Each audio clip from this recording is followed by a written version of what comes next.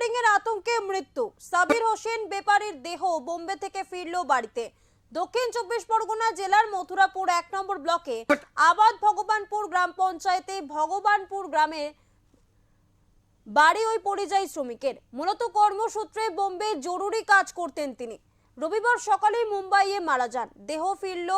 পরিবারের সঙ্গে দেখা করতে যান মথুরাপুর লোকসভার সাংসদ বাপি হালদার। পরিবারকে আর্থিক অনুদান এবং পাশে থাকার প্রস্তুতি দেন সাংসদ।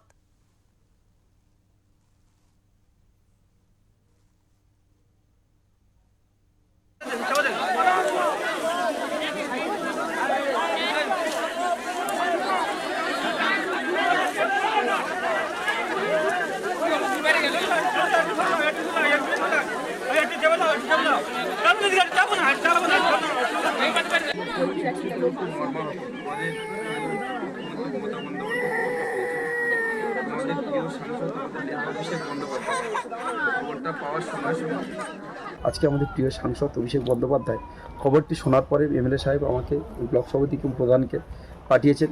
এর সঙ্গে সঙ্গে পরিবারের পাশে গতদিনেও আমরা যেভাবে ছিলাম আজকেও আছি।